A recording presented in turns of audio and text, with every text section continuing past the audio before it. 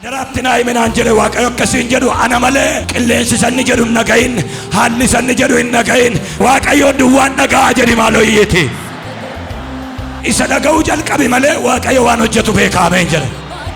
Ana dhaga'i sin oolcha, ana dhaga'i sin baasa, ana dhaga'i namni na dhaga'e kassare hin jiru, ana dhaga'i namni na dhaga'e du'e hin jiru, ana dhaga'i malee hin duutu barana hin jiraatta jedha Waaqayyo.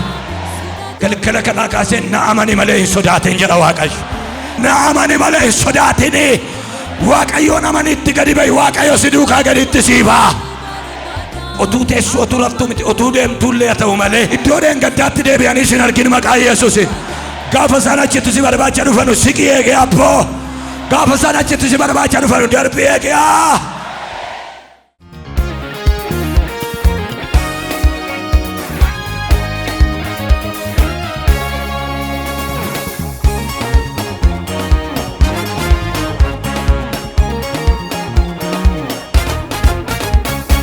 Boodeenan qaba waan jetti sana qabdee dhufta.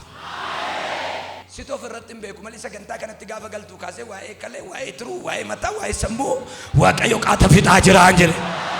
Amma gaafa asii galtu garuu piroojeektii haaraa tokko sitti kenna. Gaafa asii galtu garuu mul'ata tokko sammuu keetti kaa'a. Hojii Waaqayyo yeroo hunduma dabalaa deema moo gadi bu'aa deema?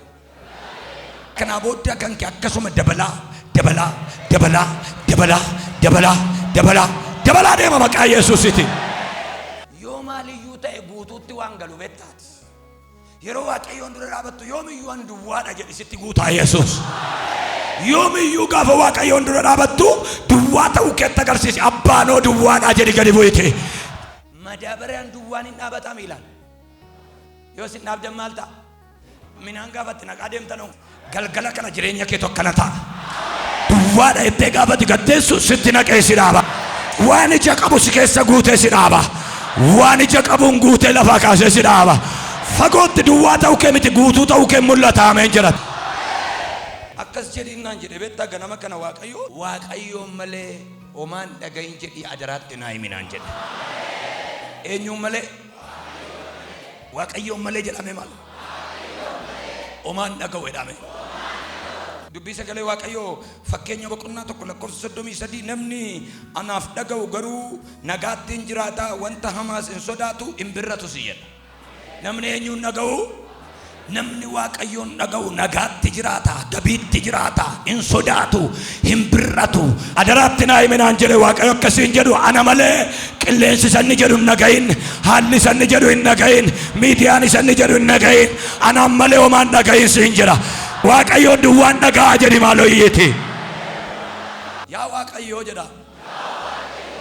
Ani si malee ofuun dhaga'u jedhame. Waaqayyoon malee homaayyuu hin dhaga'u. Gurra keessan qabadhaa siniin kadhaa. Gurra nana qilleensa hin dhagahin. Gurra nana jecha namaa duwwaan dhagahin. Gurra nana sodaachisa biyya lafaan dhagahin. Maqaa Abbaa Ilmaa Hafuura Qulqulluu sadan Waaqa tokkotti gurra Waaqayyoon dhaga'u jedhee waameera.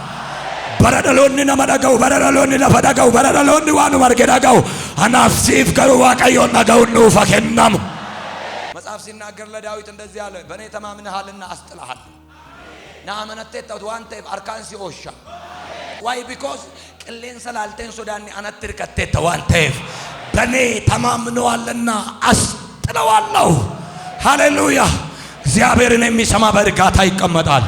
Namni Waaqayyoon dhaga'u inni gabiitti jiraata. Akkeedu Daawit Waaqayyo al tokko dubbate anis isuman dhaga'eedha. Kan biraanatti himinaa, kan biraanatti haasa'inaa. Waaqayyo al tokko natti dubbateera, ani immoo isa dhaga'eera. Galgala kanaa kaasee otuu teessu otuu raftu miti, otuu deemtullee haa ta'u malee maqaa Gooftaa Yesuusiin iddoo kaleessaa hin buliin maqaa Yesuusiin. Iddoodhaan gaddaatti deebi'anii sin argin maqaa Yesuusiin. Gaafa isaan achitti si barbaacha dhufanu siqi eegee abboo. Gaafa isaan achitti si barbaacha dhufanu darbii eegee. Luqaas boqonnaa 8 lakkoofsa 49 yeroo Yesuus bishaan ciisaa gamatti deebi'utti tuuti jaraa isa siman. hundumti isaanii isa eegaa turan. Keessumaa immoo geggeessituu mana sagadaan tokko Yaa'iroos kan jedhamu dhufee miilla Yesuus jalatti kufe. Gara mana isaa akka dhaquuf kadhatee intalli tokkitti inni qabu waggaa 12 kan geesse duraa du'uuf jetti turte. Yommuu Yesuus dhaquudhaaf karaa irra bu'etti namoonni isatti tuuta'anii hafuura kutu turan. Kana gidduus dubartiin tokko turte. Isheen waggaa 12 dhiigni ishee dhaabbachuu diduudhaan rakkachaa turte. Ogeessota qorichaa biras dhaquudhaan horii ishee hundumaa fixxe. Haa ta'u iyyuu malee namni tokko iyyuu ishee fayyisuu hin dandeenye. Isheen kun dugda isaa duubaan dhuftee handaara uffata Yesuus tuqxee achumaanis lolaan dhiiga ishee dhaabate. Yesuus immoo eenyutu na tuqee jedhe adduma addaan ana miti jennaan barsiisaa sabni kunoo si marsee jira si cunqursas jedhen. Yesuus garuu lakkii namni na tuqe jira humni fayyisuu akka na biraa bahe anatti dhaga'ameera jedhen. Yommus dubartittiin akka dhokachuu hin dandeenye hubattee rommaa dhuftee miilla Yesuus jalatti lafa dhoofte. Achumaanis jarreen sana hundumaa duratti maaliif akka isa tuqxe battaluma sanatti si akka fayyite dhugaa baate. Yommus Yesuus yaa intala koo amantiin kee si fayyiseera nagaadhaan dhaqi isheedhaan jedhe. Namni geggeessituu mana sagadaa sanaa tokko ergaa himuu dhufe. Yaa'iroosiin intalli kee duuteetti si'achi barsiisicha hin dhamaasin jedheen. Yesuus garuu kana dhaga'ee Yaa'iroosiin hin sodaatin amanni duwwaa isheen hin fayyitii jedheeni. Ani isa malee homaan dhaga'uudha dabalaate. Erga Iyaarikoodhaa ba'ee gooftaa Yesuus deemaa jiru namichi Yaa'iroos jedhamu mucaa waggaa 12 kan qabu fiigaa dhufee miila Yesuus jalatti lafa dha'e jedha. Innis akkas jedhe yaa Yesuus mucaa waggaa 12 qaba isheen immoo na duraa du'uuf jetti. Yoo ati dhuftee mucaa koo maarte malee rakkoo guddaatti galaan jiraattiin jedhe. Namichi kun Yesuusitti yeroo inni himatu addaan Yesuus jalatti lafa dha'ee achumatti immoo itti himate jedha. Namichi kun danda'ummaa Waaqayyoo yookaan immoo humna fayyisuu Waaqayyoo nama beeku. Har'as waa isinitti himuu barbaada. Humna fayyisuu Waaqayyoo akka beektan barbaada. Yoo dandeesse hin jedhamu Waaqayyoo hin dandeessa jedhamaa duuka deemama malee. Namicha yoo dandeesse jedhuuf namicha hin dandeessa jedhu keessa Waaqayyoo mana isa kamii dursee gala beektaa? Mana isa hin dandeessa jedhee isaaf dhugaa ba'aa deemuu deema. Because of humna fayyisuu gooftaa Yesuus beeka namichi kun. So Yaa'iroos dhufee jilbeenfatee addaan lafa dha'e jireenyi mucaa koo sirka jira jedhe. Abeet amantii argitee taati. Jireenyi mucaa koo sirka jira. Dooktariin hin fayyisu, namni hin fayyisu, an kan fayyisu mucaa koo mana kootti waa kan godhu sidha. Nama sabira jiruun Waaqayyoon malee homaan dhagahin jedhi maለው. ሁኔታውን አትስማ፣ አየሩን አትስማ። ከእግዚአብሔር ውጪ ማንንም አትስማ። እግዚአብሔር ምስክሬ ነው። ኢየሱስን ብቻ የሚሰሙ ዘልቆ ይሄዳሉ። ወደ ኢየሱስ ይነጋን ደርበን ይደሙ አሜን ጀራ ኩታ ከነ ከሰት አመንቲ ባየቱ ጀራ ያይሮስ አከደ ኮቱቲ ለፈሰን ጪስቴ ጅርቱቲ ሙጫ ኮረና ካ ያርከኬ ሙጫን ኮን ፈይቴ አመንቲ ደኩን አመንቲ ቀጀላ አመንቲ ስሪ ደኩን ዱበርቲ ወጋ ኩዳ ለማዲጊ ሸዳንገለ ሞከቴ ከማሊ ዱፌነቲ ቦ አንዩ ደቀኒቲ ቦአት አርጊቴ ሻሸራ ወያሳት ዮም ቦዩ humni fayyisuu mana kana irratti hojjetaa jiru siduuka mana kee agaluwal. Yaa'iroos yoo itti dhuftee mucaa kootti buutee jedha. Dubartittiin garuu akka jette yoon dhaqeetti booyyuu nan fayyade. Kan isa sanaa ganaa sa'aatii 10 itti fayyaa isheen garuu sa'aatii 8 as kutii fayyite. Yoo raajiin dhufee natti dubbate yoo raajiin harka isaatiin natti bu'e yoo ni dudda qoru kutee kan jedhu jira. Garuu sagaleedhuma kanaan immoo nan fayya kan jedhu immoo fayyee achi as ba'a. Sagalee kana keessa Waaqayyo natti bu'a kan jettan garuu amma. Sagalee kana keessa Waaqayyo na gargaara kan jettan garuu amma. So Yaa'iroos otuma deemaa jiru dubartii kana Yesuus Kiristoos fayyise. Dubartii kana fayyisee gaafaas galagalee gara mana Yaa'iroos deemi kaa jechuu jalqabe. Namni wayii ajajaa wayii dhufeetu Yaa'iroos yaa mootii already mucaan kee duuteetti barsiisicha namaasinii otuu ana ta'e wayne tokkittii koo macaafa qulqulluun tokkittii isaa jedhamti tokkittii koo bareedduu koo siif jedhee liqii dhaabadheem jedha. Yaa'iroos garuu akka jedhe maal jettee hin jenneeniin mucaan kee duuteetti gaafattiin jedhanu ija isaa fuudhee Yesuusitti galagale. Asii waa dhagayeera waan nama sodaachisu dhiiseetu gara Yesuusitti galagale. Isa malee dhagayin inni oltaa galgala kana ameen jedhate. Isa malee isa jarri jedhan hin dhagayisi ooshaa galgala kana. Wanti namichichi jedhe kun soba miti. Dhuguma mucaan Yaa'iroos duuteetti garuu yoo dhugaa ta'e iyyuu biyya lafaan dhagayin Waaqayyoon duwwaa dhagayi malee. Sana booddee gara Yesuusitti galagale. Gaafa Yesuusitti galagalu amani malee mucaan kee fayyitee hin jiraatti. Maal jedhaa jira beektaa? Isanni jedhen dhagayini. Anaan yoo amante garuu du'aa kee yoo jiraatta si deebisa. isan jedhu yoo dhageesse garuu du'aa kee fuudhee injiraatti deebisa.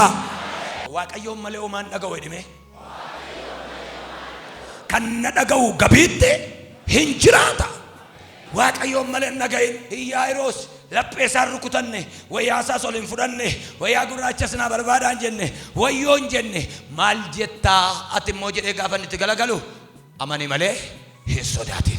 Yoo duute iyyuu mucaan kee hin jiraatu. Erga Yesuus Kiristoos du'a irratti na amani jedhe kalee dhukkubsateera jedhamutti akkamitti amanuu dadhabdati. Galgala kanaa kaasee na amani malee hin sodaatin jedha Waaqayyo.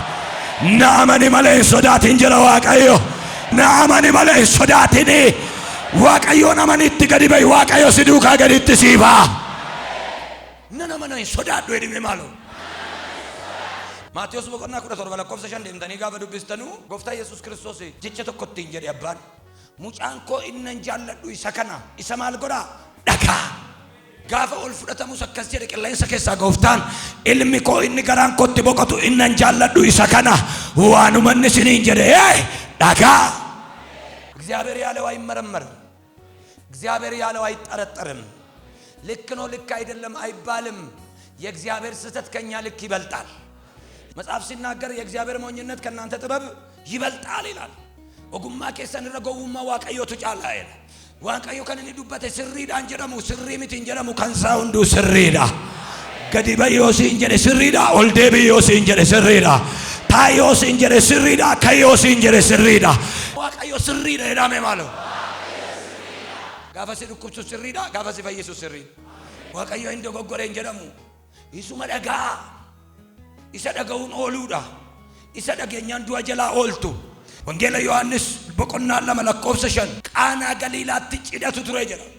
Cidha kanarra Yesuusis duuka buutonni Yesuusis Maariyaamis turaniiru jedha. Maariyaam dhattee ilma koo itteennan gudii ta'eera namichichi jette. Maariyaam jedheen eennaani kaanchi garin min sarau yeddii sawiyee guddaa yalle wayi. Waan walii wajjin jalqabne qabnaa waan walii wajjin abbaan nutti kenne qabaayi. Silikay ለብቻዬ አድርግ ያለኝን ነው የማደርገው. አንቺ ሌላ ተልኮ ነው ያለሽ አንቺ ተልኮሽ ነው መውለድ ነው እኔም ደግሞ አብ ያለኝን ሰራ ዘንድ በጊዜው ከኔ ጋር ምን አለሽ ወንት ማራሚድ አንጀልቀበ ኢየሱስን ሲጥሙራ ሙጅር ኢየሱስ ማንጀልቀበ ኢየሱስ ማን ሲጥሙራ ማካንከ ኢየሱስ ማንጀልቀበ ኢየሱስ ማን ሲጥሙራ ካንከ ኤርገማን ተመለከቱ ድምከ ኤበሉን ተመለከቱ ድምከ ከለቲዳንስ አልከለቲዳንስ ቶክቸ ኢልማ ዋቀዮ ኢየሱስ ዱዋላላ ታመ ነሚቶኮ አኔሱ መዱዋን ደጋ ጀራሜ ማለት